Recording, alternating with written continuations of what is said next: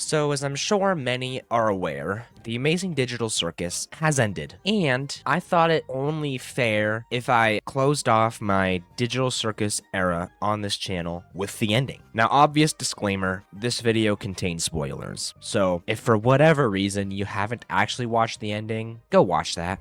In my last video, which I'll put a link up right now, there's a little thing on the top if you're watching on PC, I said that I was going to watch the ending in theaters, but at the last second, pretty much the day before I was supposed to go with my friends to the theaters, I changed my mind. And I did this for a couple of reasons, but most importantly, it was something that I wanted to experience alone because I wanted to experience all the emotions that would come with it. And because this show has been fairly, what you say, personal, I suppose you could say. I mean, I've always experienced the show alone before. Why start watching it with people now? So I changed my mind, and I did not go watch the ending in theaters. I'm actually very happy that I did that. Of course, it was very difficult to dodge spoilers for the next 2 weeks, and I did get spoiled on something.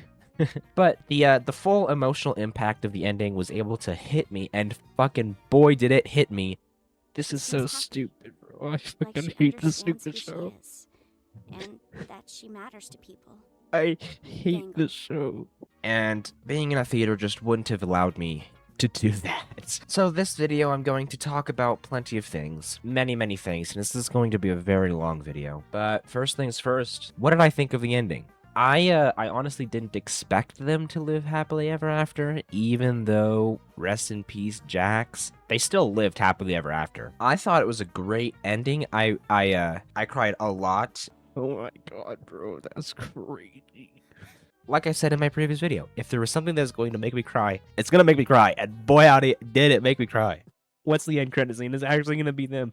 Yeah, here's the bus stop, bro. Here's the bus stop. Fuck you. Fuck you, bro. So, I keep showing clips of me crying, I'm sorry. So, I have a couple of questions and a couple of observations, I suppose you could say. Now, one huge question is, what is the Void? Is the Void a recycling bin? Because they made a pretty big deal out of deleting Kane. I mean, it was like, Kinger even swore. Wait, no, yet, all that happened was he was just kind of put into the Void. So I'm a little confused on his return. I don't get the full gist of that. I don't really know. I don't really know about that. Another question that I have, and this is a question that more people have than just me, is the room of doors in Jax's mind. Now I understand that it's like a thing where it's how he'd react if each person died like before him, how he'd react with the others. And I think it's fairly obvious that Pomni is behind the closed up locked door because he couldn't bear to even imagine Pomni abstracting. But something that I'm interested in is, where's Kinger? One of my friends seems to think that Kinger is the door where they're all gathered around and, you know, one's playing piano and the other three are playing some poker. She seems to think that that's the Kinger door. I don't really think that, unless if that's actually supposed to be Kinger, I think that means he actually can fathom Kinger abstracting. Maybe he just like wouldn't react. Maybe it would just kind of be like a thing that just happens, like he doesn't really give a shit at all. Oh, I also thought it was interesting in that door room how everything was still censored. I can understand the censoring of Jax in the flashback between Ribbit and Jax because that was a flashback and that was still when Kane was around, so obviously it was still going to be censored back then. But in the room where supposedly it could be Kinger, made Jax says fuck it, but fuck it is censored. So what is that about? And then obviously I caught on with the whole Jax's transgender thing, you know, during that conversation between Ribbit and Jax, but I am a little confused. I don't like the fact that this Jax's trans things is political in my mind, but transgenderism and I don't know if that's a weird word to use, but anything LGBTQ has always been political, especially around where I'm from. And it's just, it sucks that Jax being transgender actually has to be political in a way where I feel uncomfortable talking about it. You know, now that I think about it, there's nothing to be confused about because Jax was always in the closet in the circus, and he never really came out to anybody in the circus, so why would they start calling Jax she? Even at the end, when they were talking about Leroy, they called Leroy he. something about that, though. Zubul actually knew about Jax being trans. They just didn't speak up or say anything, or maybe they just kept the secret because they knew that she was in the closet. And some evidence to support that is in episode 5 during the softball adventure when they call a vote to put Jax into a maid outfit. You know, it's not actually Gangle to call the vote. I'm pretty sure that Zubul's the one to call the vote because they say, I figured you'd be into this. What does that mean? What's that supposed to mean? I thought you'd be into this. And I think that Gangle is just laughing because she thought it was funny that Jax was in a maid outfit. Now, it could be a situation where Zubul told Gangle to call the vote if Gangle actually was the one to call the vote. I don't know if Gangle questioned why. Maybe it was just be like, oh, that's funny. Let's be mean to Jax, sure. But I think, yeah, Zubul saying, what? I thought you'd be into this. I think that's a dead, like, I know what you're hiding, bro.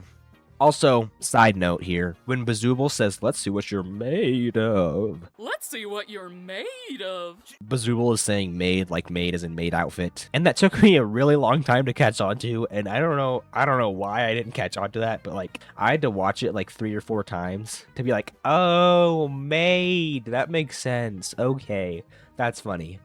Back to the episode at hand. And with the scene, you know, between Gangle and Jax. What? Don't act like you don't like it, sweet cheek. That makes me wonder. Oh shit, I just had a brain blast. Holy guacamole. In episode 2, Jax says to Gangle, I don't think Aren't you supposed to be submissive and agreeable? Move it! so that is Gangle being submissive and agreeable because that's Jax's view on Gangle. And I guess he's into that? I don't actually know. I don't know. Thing to think about.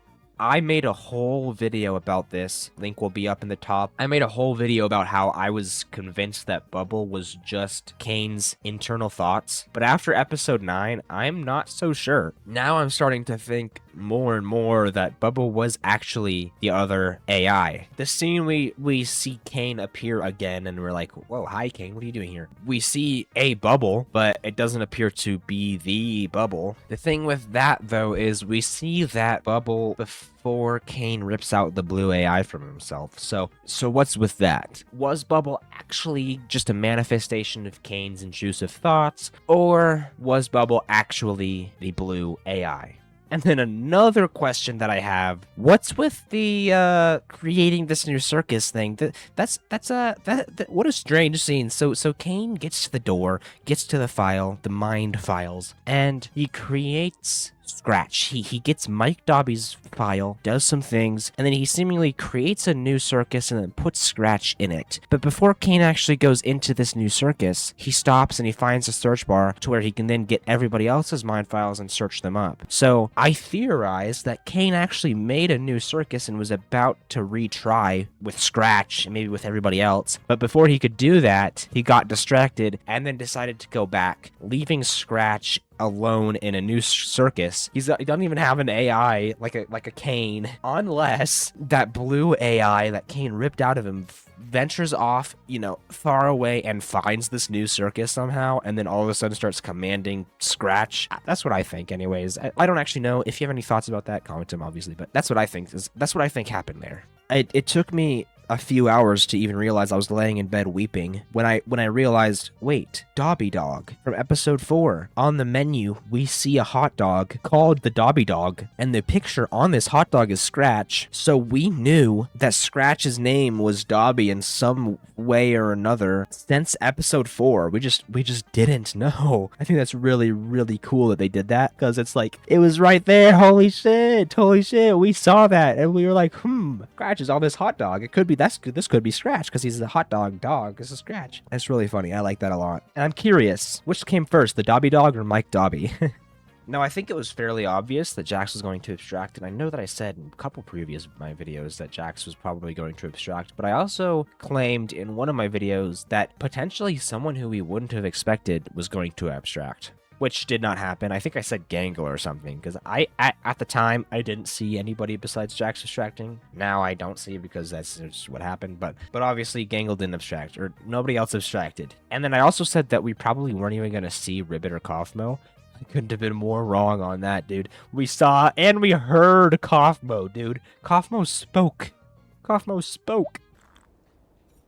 Can't even tell it's not real. I recorded a like quote unquote reaction to episode 7, 8, and 9 when they were coming out. So if anybody's curious to see that, comment down below and I will post those. Now, with the show ending, I'm probably not going to talk about Digital Circus as much anymore. This is my last Digital Circus video. And God, this video is already so long, and I don't even know if anybody is watching this until this point. With the show ending, there's gonna be really nothing for me to talk about. I think I got, don't mind the cut there, I had to talk about the Dobby Dog, but I think I got otherwise I got all of my thoughts out that I wanted to get out in this video.